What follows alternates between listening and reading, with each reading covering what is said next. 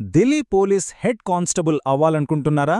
అయితే ఆ కలకి మొదటి మెట్టు ఈ పరీక్షే. ఈరోజు మనం ఆ ఎగ్జామ్ పేపర్ను ఒకసారి పూర్తిగా విడమరిచి చూద్దాం.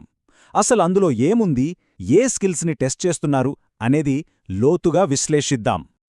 ఇది కేవలం కొన్ని ప్రశ్నలు, వాటికి సమాధానాలు చెప్పడం మాత్రమే కాదు.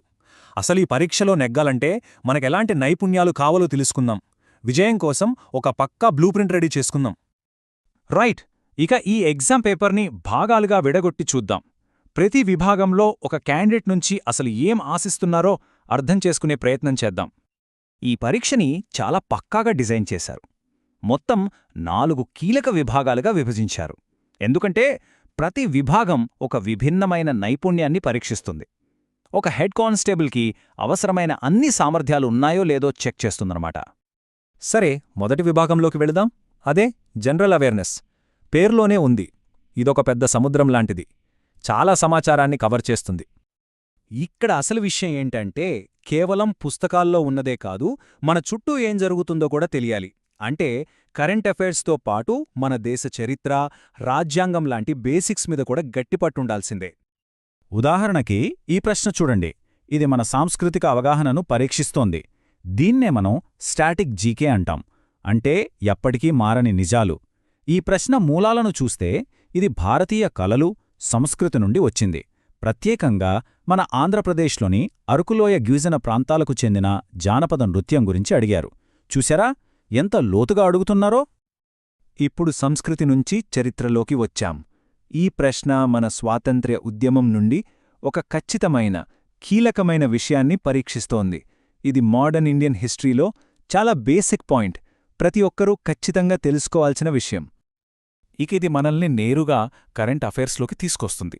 ప్రభుత్వ పథకాలు, ముఖ్యమైన కార్యక్రమాల మీద ప్రశ్నలు ఎలా వస్తాయో చెప్పడానికి ఇదో మంచి ఉదాహరణ. ఇలాంటి వాటి థీమ్స్, టార్గెట్స్ మీద మనకు మంచి అవగాహన ఉండాలి. ఇప్పుడు లెక్కల సెక్షన్కి వద్దాం. Quantitative aptitude. ఇక్కడ అసలు సిసలు ఛాలెంజ్ మొదలవుతుంది. తక్కువ టైంలో తప్పులు లేకుండా ఎంత ఫాస్ట్గా ప్రాబ్లమ్స్ సాల్వ్ చేయగలమన్నదే ఇక్కడ పాయింట్. పని మరియు కాలం. ఈ విభాగంలో ఇదొక క్లాసిక్ టాపిక్. ఒక పనిని పూర్తి చేయడానికి ఎంత సమయం పడుతుంది, ఎంతమంది కావాలి, ఇలాంటివి లెక్కించగలగాలి. ఇవి మన నిజజీవిత సమస్యల్లాంటివే. ఈ ఉదాహరణ చూడండి. ఇక్కడ 3 వ్యక్తుల వర్క్ కెపాసిటీని కలిపి వాళ్లు కలిసి పనిచేస్తే పట్టే టైంని లెక్కించాలి. ఇది మన క్యాలిక్యులేషన్ స్పీడ్ని, ఇంకా ప్రాబ్లంని అర్థం చేసుకునే పవర్ని రెండింటినీ టెస్ట్ చేస్తుంది. మనం రోజూ షాపింగ్ చేసేటప్పుడు డిస్కౌంట్లు, పర్సెంటేజీలు చూస్తాం కదా, అవే ఇక్కడ ప్రశ్నలుగా వస్తాయి. అందుకే కమర్షియల్ మ్యాథ్స్ అంటేనే ఇలాంటి ప్రాక్టికల్ లెక్కలన్నమాట. ఇక్కడ అసలు పాయింట్ ఏంటంటే, ఆదా చేసిన డబ్బుల నుంచి వెనక్కి లెక్కించి అసలు ధర కనుక్కోవాలి. ఇది మల్టీ స్టెప్ పర్సంటేజ్ ప్రాబ్లం. డైరెక్ట్గా ఫార్ములా వేయడం కాదు, లాజికల్గా ఆలోచించి సాల్వ్ చేయాలి. Next, general intelligence. ఇది మన బ్రెయిన్కి మంచి ఎక్సర్సైజ్ లాంటిది. మన లాజికల్ థింకింగ్ని, ప్రాబ్లమ్ సాల్వింగ్ స్కిల్స్ని టెస్ట్ చేసే సెక్షన్ ఇది. ఈ అనాలజీ ప్రశ్న ఒక మంచి ఉదాహరణ. ఇక్కడ హరిప్రసాద్ చౌరాసియాకి, వేణువుకి ఉన్న సంబంధమేంటి, దాన్ని గుర్తించి అదే సంబంధాన్ని బిస్మిల్లా ఖాన్కి అప్లై చెయ్యాలి. ఇలాంటి నంబర్ సిరీస్ ప్రాబ్లమ్స్ మన ప్యాటర్న్ రికగ్నిషన్ స్కిల్ని నేరుగా టెస్ట్ చేస్తాయి.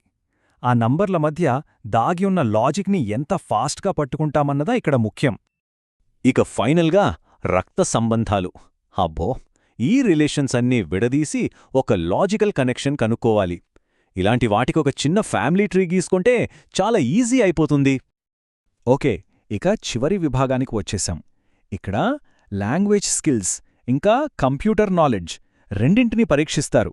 ఎందుకంటే ఈ రోజుల్లో ఏ ఆఫీస్లో అయినా ఎఫెక్టివ్గా పనిచేయడానికి ఈ రెండూ చాలా అవసరం కదా. ఒక హెడ్ కానిస్టేబుల్, మినిస్టీరియల్ జాబ్కి అవసరమైన కమ్యూనికేషన్, టెక్నికల్ స్కిల్స్ ఎంతవరకు ఉన్నాయో ఈ సెక్షన్ అంచనా వేస్తుంది. ఇంగ్లీష్లో చూస్తే యాడ్ ఇన్సల్ట్ టు ఇంజరీ అనే జాతీయం అర్థమేంటి అని అడిగారు. తెలుగులో మనం పుండుమీద కారం చల్లినట్లు అంటాం కదా, అదే. ఇలాంటి వాటిమీద అవగాహన ఉండాలి. ఇక కంప్యూటర్స్లో సాఫ్ట్వేర్ వాడకం మీద ప్రాక్టికల్ నాలెడ్జ్ని నేరుగా టెస్ట్ చేస్తున్నారు. ఇక్కడ థియరీ కాదు, ఫంక్షన్ కీస్, షార్ట్కట్స్ లాంటి ప్రాక్టికల్ నాలెడ్జ్ చాలా అవసరం. కాబట్టి చూశారుగా, ఇది కేవలం ఏదో ఒక సబ్జెక్ట్లో పాసవడం కాదు, మన జ్ఞాపకశక్తి, వేగం మరియు తర్కం ఈ మూడింటిని కలిపి టెస్ట్ చేసే ఒక కంప్లీట్ ప్యాకేజ్. ఈ పరీక్షలో సక్సెస్ అవ్వాలంటే విస్తృతమైన జ్ఞానం, పదునైన లాజికల్ థింకింగ్, ఇంకా ఒత్తిడిలో కూడా ఖచ్చితంగా పనిచేసే స్పీడ్, ఈ మూడింటి మధ్య సరైన బ్యాలెన్స్ ఉండాలి. ఇదంతా మనకు ఒక చివరి ఆలోచనను మిగులుస్తోంది. కేవలం ఒక పరీక్ష పాసవడం మాత్రమే కాదు, ఈ పరీక్షలో టెస్ట్ చేసిన నైపుణ్యాలు రేపొక హెడ్ కానిస్టేబుల్గా తన డ్యూటీలో ఎదుర్కొనే రియల్ లైఫ్ ఛాలెంజెస్కి ఎలా ఉపయోగపడతాయి.